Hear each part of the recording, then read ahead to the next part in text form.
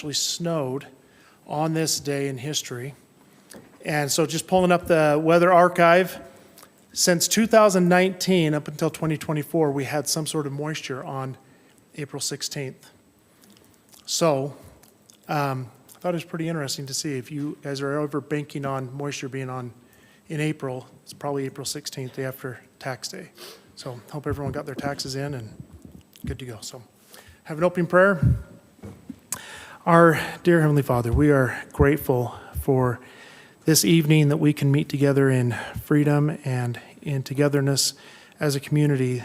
We are grateful for the support each and every one of us gives to the city, and we're grateful for our freedoms that we have as a country. And we ask you, Father, to please watch over us tonight as we're here talking, that we can keep everything in peace and harmony. And these things we ask in the name of Jesus Christ. Amen. Amen.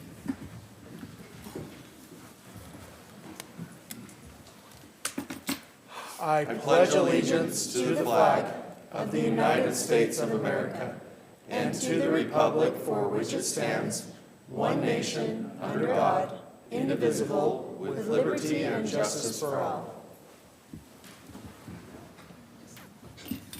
Thank you. All right, Councilmember McBride, thank you for providing that opening. The next item on the agenda is call to the public. And for those who are new with us, this is how it works.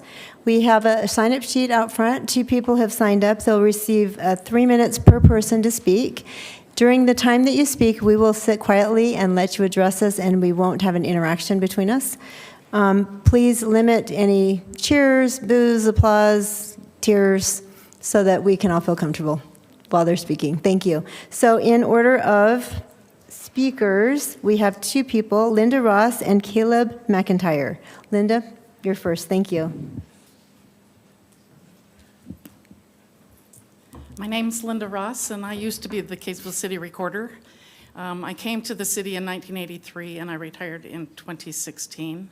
One of the legal responsibilities of a city recorder is to maintain the official records of the city. And as I was working through the records all those years, I gained a real love for the Kaysville history. And something kind of unusual happened during the 1980s and 1990s. And when we'd send out the utility bills, the older citizens would be in the very next day to pay their bill. It was the social thing to do, and they loved to get out and talk to people.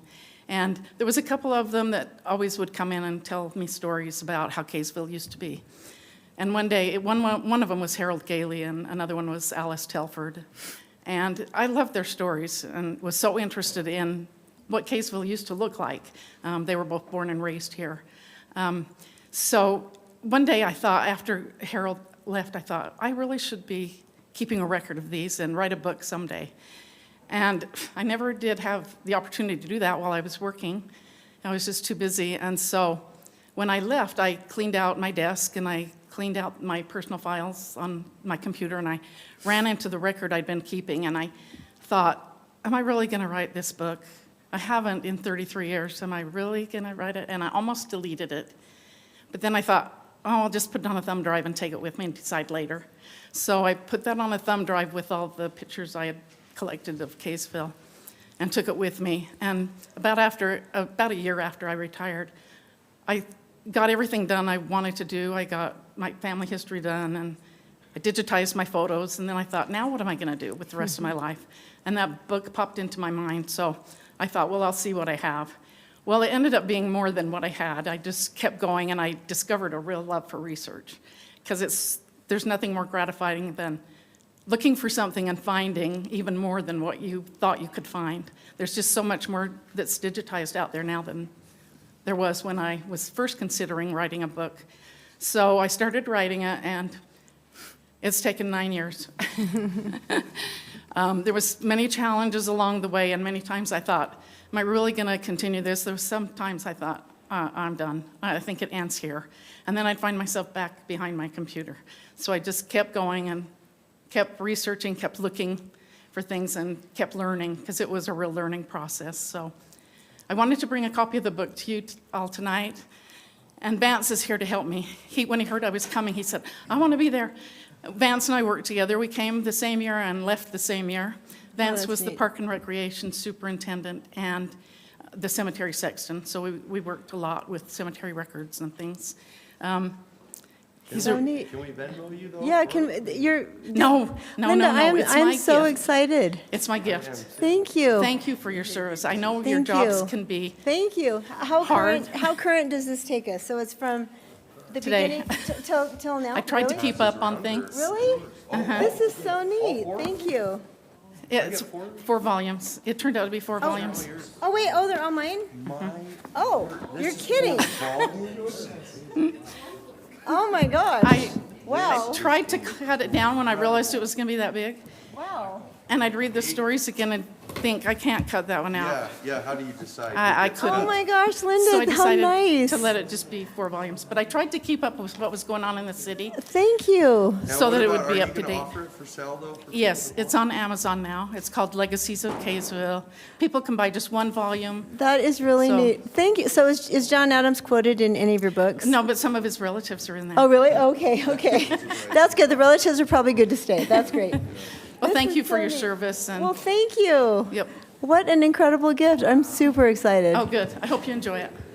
Thank you so much. Thank you. This is fantastic. Thank you so much. Oh, you're Yeah, welcome. it's- You're welcome. treasure. I just thought, if I don't preserve those stories, they're going to be lost Right, forever. nobody will have them. Yeah, and I couldn't stand that. So, Oh, thank you, Wow, thank thank you. you. thank you. Thanks. Okay, let's give you a round of applause. That's amazing.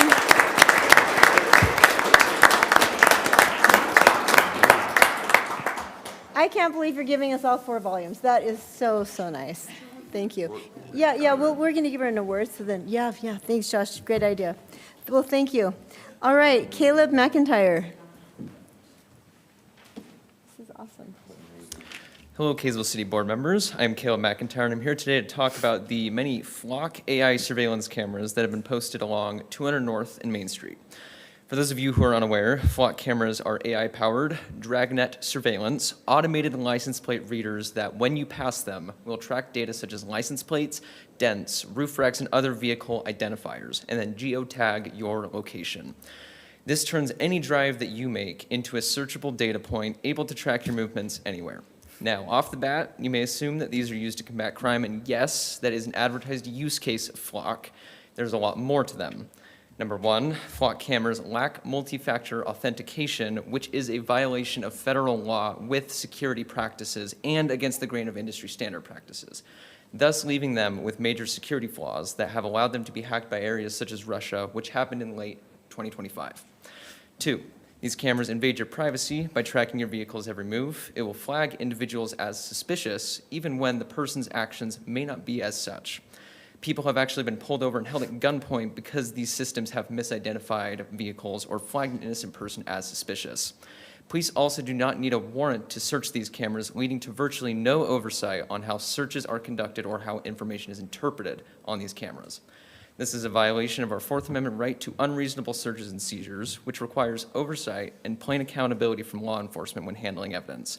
As history has shown, unchecked surveillance eventually gets used against the people. Number 3, Flock as a company has been caught lying numerous times on record about who has access to the data and how it is shared and used. Flock is not a company that can be trusted with our data and lives. And as dystopian as it may already kind of sound, this is just the tip of the iceberg of how Flock cameras are currently operating and how they're used in our everyday lives. This is government surveillance, poorly masked as a crime-fighting tool, which as of now has zero credible evidence or statistics to show that it is even effective. I ask all of you a part of the Kaysville City Council to please take these government surveillance systems off our wonderful city streets. Thank you for your time. Thank you, Caleb. Appreciate your presentation. Okay, next item on the agenda is presentations and awards. We have a presentation for the Employee of the Quarter. The award goes to Katie Ellis, and we're excited to learn more about Katie. Mayor, it's good to be with you tonight, members of the City Council. I'm going to invite Katie to come up here. Many of you know Katie. She's a relatively new employee, although this is her 2nd time here. She just couldn't get enough of working with us. So I'll tell you a little bit about her, though. Katie went to Weber State University to get her undergrad and then went to BYU. And was awarded a fellowship after her third year, and so she worked here as a public interest law fellow, right? She worked here for almost a year before she got a full-time job and much better pay than the fellowship had, working for Layton City. She worked for Layton City as an assistant city attorney. Then she went to Ogden, and now we're lucky to have her back here, very lucky. This is actually the second time she's been nominated to be the Employee of the Quarter. She was nominated last quarter by Mr. Belknap, our Public Works Director, and this time by Chief Oberg for her work on, specifically, Chief Oberg nominated her for her work on a massage parlor ordinance that you all passed, and we've actually enforced on already. Katie was, almost the day after we passed it, I think you and Mindy were sending out letters to enforce some of these massage parlors that we had, and we've actually, I believe, closed down 2 of them that were in violation of the ordinance, and we believe we're connected to human trafficking. We are so lucky to have Katie here. She's really one of the state's leading experts in code enforcement. She's an excellent criminal prosecutor. She's streamlined several of our legal department processes. She's improved the responsiveness of the department. She helps with planning commission. And you should all know that she's the vice president now, but she's soon to be the president of the Utah Municipal Attorneys Association. That's the city attorneys organization. So we are very fortunate to have her. She brings not only a wonderful personality, a great work colleague, but a wealth of experience and resources. So well deserved. Thank you, Katie.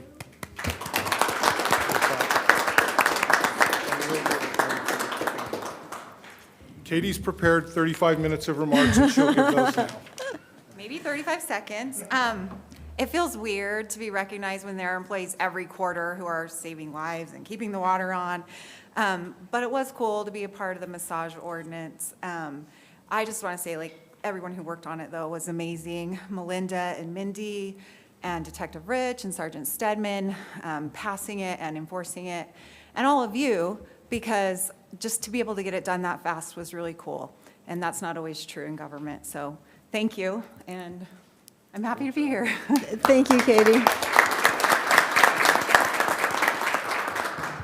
I have to brag on Katie just a little bit. So her daughter Lucy was my intern last year, and I had a lot of opportunities to talk to Lucy and to learn more about her family, and she is so proud of her mom. So Katie went back to law school while you had young children home. And Lucy tells me about the sacrifices that she watched you make and just the great example that you are to her and to the rest of your children and your family. And she admires you so much because of your dedication and hard work, and she's so proud of you. I've never met a daughter who's so proud of her mom. And so I'm just grateful for you. I'm grateful that you're here. The massage parlor situation was handled quickly once you came on board, and I'm so grateful for that. We don't allow illegal sex trafficking in Kaysville. And we want people to know that we do enforce those laws. And so we really appreciate you for making sure that that happened and working with everyone to stop that. So thank you, Katie. We're glad to have you. All right, the next presentation is to Linda Ross in recognition of her dedication to preserving Kaysville's history for future generations. So Linda, we are super happy to have you here. Jason, am I going to? Okay, so I have a little bit to read about you. Tonight we have the privilege of recognizing someone whose impact on Kaysville cannot be measured in years. It is measured in love and legacy. Linda Ross dedicated her career to Kaysville City, faithfully serving in many roles: city recorder, payroll clerk, HR, license clerk, cemetery recorder, and wherever she was needed. She was the kind of employee every city hopes for: dependable, humble, and deeply committed to serving others. I remember taking in my utility bill to Linda. But what makes Linda truly extraordinary is what she did beyond her job description. Over the years, Linda became Kaysville's unofficial historian. She listened, she remembered, and she preserved. While others came and went through City Hall, Linda quietly gathered the stories, the moments, and the memories that make this community what it is. And when she retired 9 years ago, she didn't stop serving Kaysville. She simply changed how she served. For nearly a decade, Linda devoted thousands upon thousands of hours researching and compiling Kaysville's history. She read through every set of city council meetings and minutes dating back to the 1800s. The 1800s.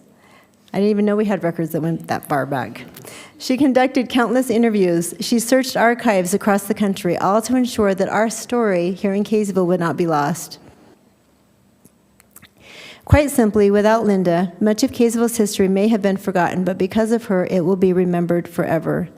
Because of Linda's tireless work, future generations will know who we are, where we came from, and the people who built this community. Linda, your work is a gift, not just to us, but to generations who will follow. It is rare to find someone who gives so much, asks for so little, and leaves something so lasting behind. We appreciate you. On behalf of the City Council and the residents of Kaysville, we express our deepest gratitude.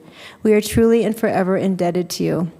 It is my honor now to present you with the key to the city in recognition of your extraordinary service, your devotion to preserving our history, and your lasting impact upon the community that we all love. Thank you for being a Kaysville resident and a loyal Kaysville person. We love you.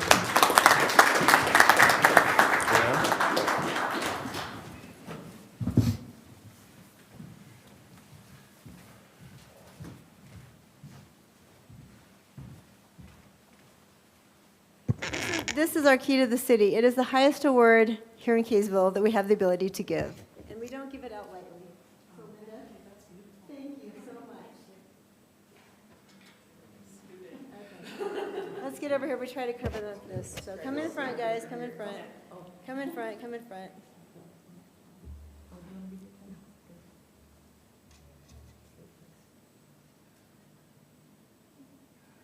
Thank you. Thank you. Linda, thank you, and thank you for the books. I'm so excited to read them. I wish we could just everybody just like start. Anyway, thank you. Thank you so much. You're welcome. Thank you. Appreciate you.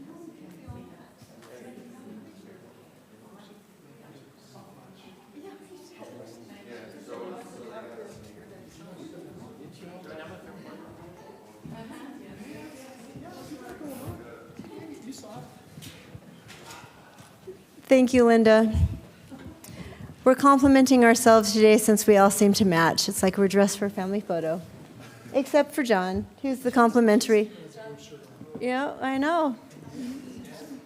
But John's the contrasting sort of, there's always one in a family, right? Every family has one, that one person. I like to stand out. Yeah. Okay. Now we have a presentation from Travis Padilla with Grow the Flow Utah. I had the opportunity to meet Travis on the campaign trail and to have an opportunity to talk to him about the Great Salt Lake. So he's going to present some information for us. As you know, that is a state priority and a priority for Kaysville to make sure that we preserve this lake. So go ahead. Thank you, Mayor Tran, and thank you, City Council. I feel like Linda's probably a tough act to follow, but here I am. So our Great Salt Lake is disappearing. Perfect. Within my lifetime, I have watched one of the most extraordinary natural features in North America begin to fade away. Rivers that once replenished the lake are now diverted to water crops, lawns, and support one of the fastest growing populations in the United States. Today, about 80% of the water that once reached the lake is now being diverted by human activity. That may sound discouraging, but it's not. It also means something incredibly important. It means this problem is still within our power to fix. Nearly everybody I love and care about lives along the Wasatch Front, within reach of the lake.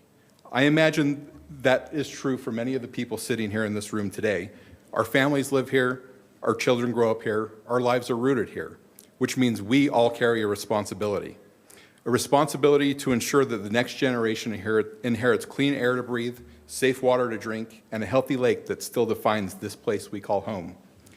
When we read history, it seems so definitive as the Nazis lose on the shores on the river in Moscow. We know that they're going to lose. But when we write history like today, it's uncertain. We don't know what's going to happen. So we need to make this happen. If we choose to act, we could be the first people in human history to save an inland saline lake. And the decisions that help determine that outcome come from rooms like this, from mayors and city councils making practical decisions about how we use water in our communities. Experts estimate that we need to conserve 30 to 50% of the water. I don't think this is working.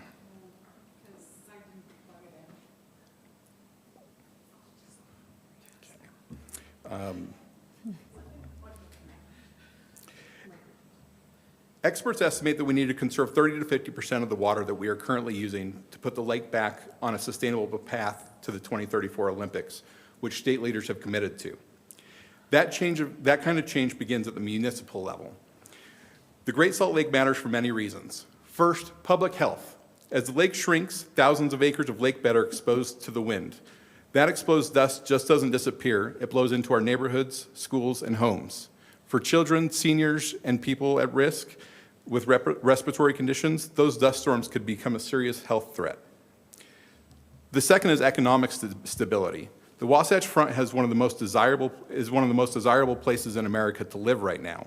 But if the air becomes unhealthy, the landscape deteriorates. If the lake disappears, the economic consequences could be profound. Property values, business investments, job growth, national security assets located here in Utah. All of it is connected to the health of the lake. Today, the Great Salt Lake contributes nearly $2 billion of annual activity to Utah's economy. The third is ecological survival. The lake supports systems far beyond our state borders. Minerals from the lake help fertilize crops in California's Central Valley. Brine shrimp harvested from the lake help feed about half of the tilapia raised in the United States alone. And perhaps the most remarkable, the Great Salt Lake sits along the Pacific Coast Flyway, providing critical habitat for 10 to 12 million migrating birds. For many of those species, the lake is not just a stop along the way, it's the only place that they can survive their journey. We are talking about protecting an entire living system. The good news is municipalities like yours have the chance to make a meaningful difference. Utahns currently use about twice the national average of water, and the majority of that use happens outdoors. 96% of municipal water use that fails to reach the lake is lost through outdoor watering. That means local policy can have an enormous impact. Go ahead to the next slide. Cities can implement smart water regulations, things like time of day watering restrictions, limiting on watering day duration, seasonal guidelines, and penalties for excessive use. You can also encourage residents and business to actively transition towards water-efficient landscaping through incentives and education. Go ahead. Another powerful tool is tiered water pricing or water budgets. Water in a desert is not limitless. When pricing reflects its actual value, conservation follows. We're already seeing proof that these policies work in places like Saratoga Springs and other municipalities. Finally, there's the lowest hanging fruit. Please ban all non-active use grass in new developments and redevelopments. Every single one of your constituents almost will say they're okay with that because it's new. If we're going to reach 6 million people by 2065, we're going to have to develop smartly or that lake's going to go dry. So I encourage you to do that. It's coming down the pike. I've talked with Speaker Schultz. I've talked with Representative Colford. It's going to happen. It's just a matter of time. Get ahead of the ballgame.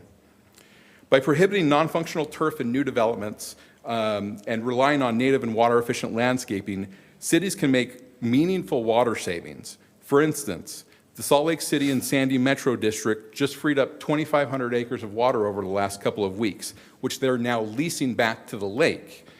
That lease back is generating an additional $1 million in revenue a year over the next 10 years for Sandy. So there's serious economic implications to not only individuals, but the city saving water. And these all may sound like small decisions, but taken together, they shape the lake, the future of the lake. And one day, years from now, we'll look back at this moment and ask a simple question. When the Great Salt Lake was in danger, did we act while we still had the chance? I believe we will. If you do want this presentation, the full presentation, this is done by the University of Utah. It's called the Great Salt Lake Project. It's a specific resource for municipalities and cities for good water policy. Any questions, I am more than willing to answer them either offline or at a different time. Mayor Tran knows I'm very involved with the lake itself. So I appreciate the time, I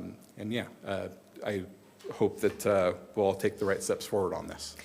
Thank you, Travis. So will you forward these slides to us, or do we need to go to that website and find them? I forwarded them to Jason. Okay, Jason he can has share the them. complete Okay. presentation. It's about 20, 30 pages. So. Okay, thank I'll you so much. include those in the email Will you? tomorrow. Okay, thank you. Council, any questions? Are you Are you following the, thank you, by the way, so it's scary, but at the same time, like you said, it's manageable. I mean, we can do it. Are you following very much the University of Utah research on the Farmington Pond being able to access the underwater lake? And Yeah, I've read some initial reports from it. It sounds like there's a bunch of water under there. It might be hard to extract, and I think that they're probably going to have to do some research. Yeah. But it could be a great outlet to pump some of that water out during the dry summer months and wet that lake bed. So I know that they're actually looking into that actively. this is fascinating. Yeah. Well, very cool. Thank you so much.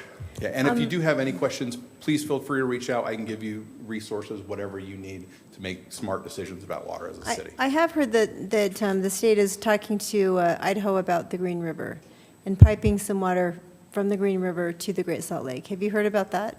Yeah, I've heard about many augmentation efforts. Okay. So there's Green River, Snake River, Pacific Oh, I'm sorry, the Ocean. Snake River is what I meant. There's a lot of different options. Our worry about that is before the large snows of 2022 and 23, our executive director, Ben Abbott of BYU, said that the lake was likely on a 5-year collapse, right? And collapse doesn't mean it's gone. Right. Collapse means ecological collapse, which could happen before Okay. that. The large snow saved us. This year's put us back into danger zone. So the worry about that is time, money, the amount of pollution pumped, because you have to pump that water. So it's a lot of gas, a lot of CO2. energy, I can right. actually get you numbers on that because we do have it. The other thing is the timeline is now. We can't wait for federal approvals, the pipeline itself to get built. I think long-term, maybe, but we need conservation because it's the only thing that we can actually control. We can't control the snow, we Right. can't control the rain, but we can control how much water we use. Okay. Fantastic, thank you. And we are doing things here in Kaysville to contribute to the solution. We drove so up thank you. 200 and noticed all the Did zero you? escaping. So Okay, yeah, good, yeah. It's slow but sure. We just Right, gotta do every it, little so, bit helps, like you said. Absolutely. All right. Thank you for your time Okay, tonight. thank you, Travis. Okay, I now have a proclamation declaring Friday, April 24th, 2026 as Arbor Day. I'm not going to read it, however, because we do this every year. So I will sign it. If you'd like to look at it, you are welcome to. Okay, let's move on. Conflicts of interest. Does anyone have anything that they would like to declare or share? No? Okay, consent agenda. Would anyone like to make a motion on the consent agenda? Councilmember Hunt. Mayor, I think we have a few things we would like to take off. Would like just to talk about G through J as well as item E, and I think there might be other council members with other thoughts. And I would like to take D and F off and talk about those. Okay, so G through, J G through J, and then item D D And and E. F and F. Okay, and E. okay. Do we need to take a motion on that? So pretty much D through J. So I think we can just pull those off, but if we have a motion to pass A, B, Everything and C, except? that's the Okay. motion. Okay, then I'll pass items I'll make a motion that we approve items A, B, and C. I'll second that. Okay, thank you. Councilmember Jackson. Aye. Aye. Is any of them here? I don't believe so. Aye. Aye. Aye. Okay, motion carries. All right, let's go back to Councilmember Hunt. Okay, so Find a pen. for G through J, I just wanted to talk about where we are in the process for this, and then Mayor, I believe you had did you have some things you wanted to say about the public use zone? I did. I was looking for a pen. Sorry about that. No, you're good. I don't have one. Oh, thank you. Thank you.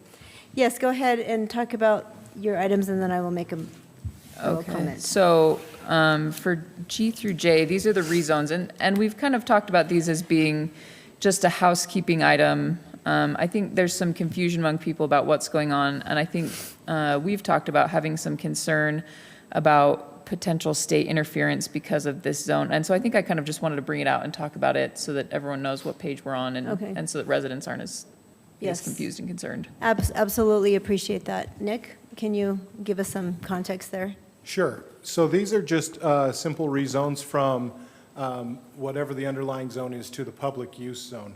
I've heard some concerns that some residents are concerned that the state might then say that homeless shelter or other other use that the city doesn't want to put on that property, the state might do. I think that's highly, highly unlikely for the reason that we own the property. All this property is city-owned property. It's not state-owned property. We're not rezoning property that, a state agency owns. This is Kaysville City property. And so even if I'm not saying this is likely. This is not likely at all. But should the state choose to do that, they would have to pass the legislation that allows them to override our zoning code. I think that's unlikely. I think the far more unlikely thing is that then they would have to exercise their eminent domain use on our property, and they would have to condemn our property, purchase our property, and then build those structures. I think that's highly, highly unlikely that the state would use the political capital that it would have to spend to do that to a city. I think it would be far more likely that the state would find some other use because they're going to have to pay fair market value for that property through the condemnation process. I think it's much more likely that the state goes and finds some other parcel or some other existing building and does that. Really, what the intent of these rezones are kind of twofold. We want, when people look at our zoning map, we want them to see our public parks. And we want them to be able to easily say, oh, I'm thinking about buying a home in the King Clarion neighborhood. That's pretty close to this park and that park. And I go to work down 200 North and I'll pass, oh, there's a park there. And then the other thing is, I actually think that this has, I understand the concern, but I think this has the opposite effect in that this really clarifies that unless the city's going to take other action, this is set aside for the public's use and will be held in that way basically in perpetuity. Okay, I appreciate your clarification there. There has been concern because the state does tend to overreach a little bit. And I appreciate the way that you've explained that. Hopefully, anyone listening that might have concerns, that's hopefully solved those concerns for them. So thank you. And Abby, thank you for pulling that so that we could discuss it. All right. Thanks. Councilmember Blackham, go ahead. I just want to ask a question about this, though. Just because I pulled up the PU zone just to see, and it says the permitted uses are public facilities. Yeah. So my only concern would be in the question I have, because I think cleaning it up is fine, but if they said, Kaysville City, you will have a homeless shelter, and you will put it in one of your public facilities, that would then no longer require a rezone or a legislative action. Would that be a problem? Well, again, I think that the city, that would be a taking because That would be a taking. Yes, I think that would still trigger takings clauses and those kind of things because the city would no longer be able to use the property we wanted to. We'd be forced to use it the way the state wanted to. And so certainly public facilities that the city wanted on those properties would be allowed, and we could build pavilions and restrooms and ball fields and whatever without further, I mean, those are permitted uses. Yeah. But it's our property. So the state legislature is very pro-private property rights, and we hold it publicly, but as our relationship with the state, we would be viewed as a private property holder, the same as Smith's Market or any of the citizenry. Okay. I do have one question. What was the driver for this review of these zones? Are we just going through our ordinances and we're just being really efficient in cleaning them up, or were we asked to go through? No, the last time, and I allow Ms. Greenwood to speak to this further if she'd like, but my understanding is the last time we went through the general plan process, we put the zoning map up and we saw, vast areas that all looked residential, and we wanted to just clarify that general plan map and our zoning map so that people it more accurately reflected the uses that were happening in the property. Okay, all right, thank you. But no external bodies asked us to do that. Okay, do we sound a little suspicious? We are just a little cautious, and we want to make sure that our community is protected. Thank you. Any other questions, council members? Okay, Councilmember Blackham. Do you want to talk about D then? Yes. Okay, so D is a bid award for Kings Court Waterline Project. And looking at that, I just wanted to say, I'm glad to see there was a lot of bidders. And I can't believe the vast difference in the bids from the one that we're speaking of awarding to the most expensive one is more than 2 times what the original is.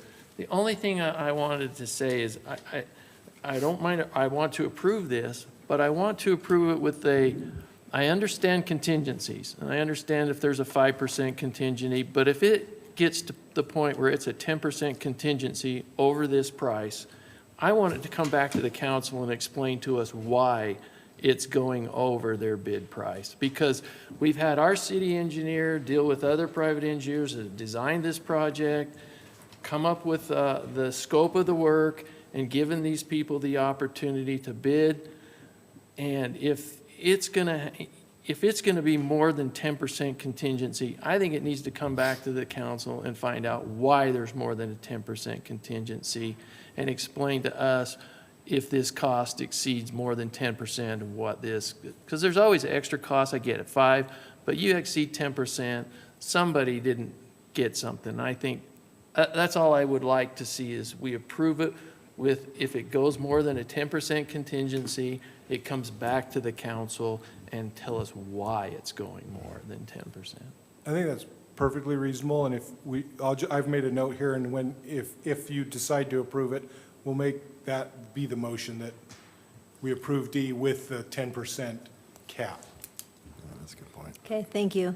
I wanted to mention the approval of the, item number E, approval of an extension to the city's contract with Robinson Waste Services for sanitation services. Now, in the packet, it says that we will extend the current contract for a year because right now it would be difficult to put together an RFP and we wouldn't be giving these companies time to actually respond to it. Last time we awarded this contract and renewed it, I know that as a council we had a discussion and we said, okay, we do want to put these things out to bid and we want to make sure that we're getting competitive rates. I know that Robinson has been a great carrier for us for the last, 10 years, 10 plus years, but I would like to see it rebid. So as soon as we can get the RFP together, how does the contract work? Does it have to be a full year or could it be a 3-month extension? The contract is written as, I believe, a 1-year extension. And I think you hit the nail on the head with the issue. Our intent is to get to work on that RFP right away. The challenge with getting a new contract any sooner than probably July 1, 2027 is that a city of our size will require a new hauler to ramp up for that, purchasing new trash trucks, hiring people, things like that. And our understanding is, like we've experienced with our own fleet, the lead time on these larger vehicles is pretty long, 15 months sometimes, 12 to 15 months. So we want to get that RFP out now or in the next few weeks here so that people can bid on it. And we think by making that effective date for the new contract, July 1st of 2027, that'll attract more people to bid, knowing that they'll be able to ramp up for that. Okay. Any sooner, we fear that people would say, well, we just couldn't, provide a bid that quickly, or okay, provide service that quickly, I should say. Okay, thank you for clarifying that. Councilor, are we okay on that? Can I just clarify so Sure. that I make sure I understand what's going on? So we would approve this and then work on bidding out for the next kind of cycle? Correct. Okay, thank you. Councilmember Jackson? You Nope, good? I agree with that. That's Okay, great. Yeah. all right. Okay, thank you. Councilmember Blackham. Okay, I want to talk about F. It's approval of lease purchase agreement for a police vehicle. The reason I want to talk about this is because it's in addition to the budget. And right now, it's not just that it's not saying it's going to cost us $2,400 for 2026. It's basically saying if we approve this, we're approving the purchase of a $64,000 vehicle, which will cost us about $14,000 a year.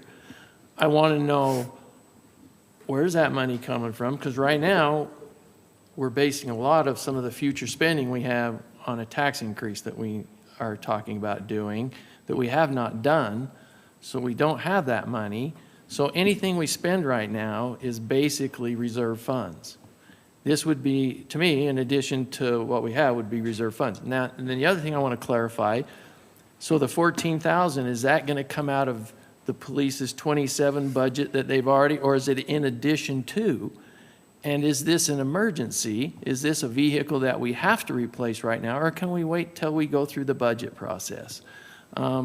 Is this Durango that we're only going to get $11,000 for? Is it just, did the motor blow up on it? Is it, if the motor's gone out and the transmission's gone out, then obviously we need a vehicle. I'm not disagreeing with that. But, and John, I want to ask you, being the car salesman guy that you were, is leasing a vehicle for a city a good idea? I know the city to the south of us leased police vehicles and found that it was not cost effective, and ran all the numbers and said that it just didn't make sense. And they said what was happening, you'd get to the 36th month of the lease and you wouldn't have the other vehicle ready, so you'd end up having to make those future payments that were higher, and then eventually you would get the new vehicle, sell it. And so, and I'm wondering if, how long do we keep a detective vehicle? Can we keep it 5 years? If we can keep it 5 years and divide it into 5 years, it's going to be about 13,000 instead of 14,400. So those are just questions I have, but the biggest one I have is we're spending money we don't have if we do this. And so help me out, Jason. Yeah, those are all excellent questions. So this Durango, our plan this year was to try to limp it along until the next budget year, this budget year coming up, July 1. Unfortunately, the transmission and the engine both did go out. We've been pouring a lot of money, maintenance. It's a 2019, and we put a lot of heavy miles on these police cars, more than you probably see on a lot of other typical cars. But this particular vehicle has just been a real maintenance money pit. Again, our intent was to try to limp it along and then budget for a new vehicle come next year, but we're at that point right now where it's just become, we're afraid of just pouring more money into it, and we do need that vehicle. We could hold and just, make do, I suppose, until July 1 perhaps, but it is a vehicle that we're down, basically. And so as far as the budget questions, you're absolutely right that while this is a lease, we're not purchasing the whole entire, we're not funding the entire amount of the vehicle this year. That current money would come out of existing fund balance and existing budget this year, but the future amounts would be coming out of the FY27 budget. And I believe Marin did include that assumption in her projections that we looked at earlier, so. Well, in the 27 budget, does that mean, because we have fleet for the police department, so is that 14,000 that it's going to cost us in 2027, is that in addition to their fleet cost, or is that included in their fleet cost? I believe that was included in the fleet cost. So it's no additional cost other than this year, the $2,400. That's correct. And as far as whether leasing it makes sense, our approach here was trying to think outside of the box and see if there's better ways to do certain things. The vehicle fleet's been a big issue because of maintenance. We spend a lot of time, we do our own maintenance for the most part, except that we don't. We easily get overwhelmed with our two mechanics, and so we'll outsource a lot of that stuff. And our thought here was leasing. We kind of did a side-by-side comparison of the total all-in cost of purchasing a vehicle, leasing it, and then, turning it back versus doing what we've done in the past, buy it outright and then sell it back. And the other thing is like usually at 3 years, you end up having to buy all new tires and everything to give it back to the leaser. That's not true. It's not? No, yeah, you don't. Because that's what I was told. that No, they were definitely not buying- they were having tires. to buy tires and everything so that they could get it back to the leaser so they didn't get charged for it. Unless it's a really strange leasing company that runs Yeah, through, and then- you don't have to do And tires. then what about mileage? If we go over the mileage, is there a mileage thing that we have to stick to? And if we go over it, do we have to pay that per Most mile? definitely there will be. Unless it's a very foreign lease, there's going to be a mileage cap that's going to be how they calculate the residual. And then, so, I mean, the biggest elements you look at with a lease are going to be the money factor, which is the interest that you pay. It's calculated differently. It's similar to an interest rate in that you charge, you Right. take the money factor, times it by 2,400, and that would give you the interest rate. So if you have a good residual, which is based off of the miles, and you have a good money factor, which is the interest that you pay, it can be an exceptional thing. It can be the right way to go because you actually do get to just turn it in at the end. I think that the smart thing in this case is that we don't have the 40, 50 grand right now that we want to throw into purchasing the car, so we can actually amortize this, month to month rather than Well, and see, and I rather than don't looking at have the as big a upfront problem with purchase. it is if we're out of vehicle and we got to get this police officer vehicle, if it's only going to cost us $2,400 this year and it's included as part of their already 27 budget, and instead of addition to. I mean, that's a really expensive payment, I would say, but also, I'm not as familiar with what it takes to make a police vehicle because I'm sure that it's much different than a normal Durango. I would say you could probably go out and lease a Durango for like $550 a month, but this is a much different vehicle. So I'm assuming that they looked at those numbers and trusted. And then are we buying this on the state contract? No,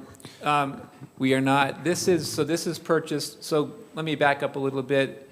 And Jason, just before you finish too, one of the other advantages with the lease is that you actually can purchase it at the end. That's like one of the misnomers is that like, No, it is shows. that you're sitting there, you're making these payments and that you're not going towards anything. It's the calculated residual is set up in place, and at the end how much you can If we purchase buy it it for. at 36 months, we can buy it for $29,444. Yeah, so the biggest disadvantage here then is that we're going to be paying interest or on the money And if we keep factor. it longer than 36 months, the payment goes up $100 a month So, to 12 something. okay, yeah. Great questions. So this would be purchased or leased through Unified Fleet Services, which is a company that that'd be no leases to state municipalities across the country. They're actually headquartered in Salt Lake. The thing about Unified Fleet is that they have a tremendous buying power because they buy such a large quantity of vehicles across the country. And that's where we think there's a little bit of an edge, more than the state contract a lot of times. And then they can also sell the vehicles really much more effective than we can get on our own, the way we've been doing it. As Councilman Bradham said, the catch-2 is there's interest payments that you're making. And so we try to do our best to run a side-by-side comparison of all-in costs on the leasing versus all-in costs of a purchase, and we came out to a pretty close number. What's hard to know is how does this affect our maintenance costs and time that we're putting into these vehicles and purchasing? There's a lot of time put into, and money put into maintaining vehicles. So we've talked to a couple of leasing companies and spent quite a bit of time, especially Marin has, and some of the department heads. I know Josh called around to several cities that are using Unified Fleet and got some pretty positive comments. A few Davis County cities are, and others across the state. But like I said, this is a company that leases across the country to different municipalities. But before we really wanted to jump into it all in, we had this detective vehicle kind of basically blow up on us. And we thought, well, you know what, let's maybe try this as a guinea pig and experience it with just one vehicle, see how it works, see if it's effective. If it's not, then we go back to what we're doing. If it does turn out to be a positive experience and save us some money and some other issues, maintenance costs, things like that, then maybe we expand it to other police vehicles and maybe other parts of the fleet even. But again, this is really kind of a guinea pig project to see how it works and if it's effective before we would jump in further. I appreciate the fact that you're looking outside the box to trying to find ways to cut savings and to cut costs for us, and that's what we've asked you to do as a council. And so I would be supportive of supported of you doing this, and let's see how it goes. What would really be great is if we could use some type of a fund balance to create our own leasing company, and then we would be paying ourselves back that money factor, or that interest. Yeah, because the interest is really. It's going to be high. I mean, it's the rent, they call it a rent charge, basically, and so, yeah, it's much If only we different. had an enterprise fund we could use for that. I'm just kidding. Intriguing, right? So, But yeah, maybe. and maybe, Nick, there's a way to set up I don't even know if government can do that. Could you set up a separate type of fleet entity wherein you could lease back to yourself and It's kind of a buy it outright, kind of a lease cool back to idea. yourself, Kind or of a cool anything idea. like that? I'll have the employee of the quarter look into that. Okay, okay, sounds good. Okay, sounds good. She gone. All right. Well, for now, council, are we comfortable with this as a consent item, or would you like to? We're kind of stuck, I feel like. I mean, as long as I would have been really more concerned if they were adding the 14,000 in addition to their fleet in 17, when we have not even Right. approved a tax increase or a 27 budget Right. or looked at the final budgets. That would have really, I'd have been a no on that for sure, Yeah. but When I asked Jason before, it was included. that you're assuring me that it's included in their fleet budget. This would come at the council in two forms, either as the lease or a purchase next year, basically. It's obviously a vehicle that needs to be replaced, but But it would be included in their fleet. it's my understanding that that was the number, when we shared budget last work session with the council, I believe that number was already plugged in, knowing that we were looking at this. But like I said, either way, it comes as an expense that we would put on next year's budget because it's just a vehicle that needs to be replaced. Yeah, but if it's already included in the fleet rotation that we Yeah. set up It's- initially, it- that's what we yeah, want to make That's sure. what we're saying. We're not just adding Right. a whole nother car, because Right. I'm not ready to add a whole nother $64,000 to the budget that we haven't, Right. we can't meet right now, so. This is just replacing an existing 2019, Okay. All right. that just is up due for rotation. Anybody else got any questions on this? I'm good. No, Tim. I do have a question, actually. Is it typical for these cars to last 7 years, about 7 years? And My experience, police cars are much less than that. I think this, because it's a detective car, maybe had a little less wear and tear on it. If you're talking about a patrol car, yeah, you're not going to see 7 years too often.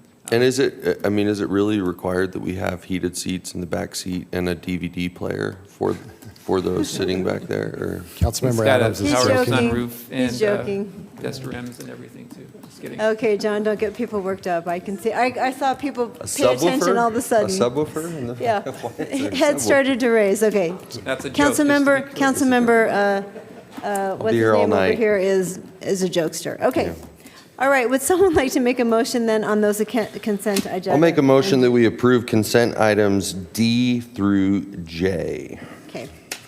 Do you have a second?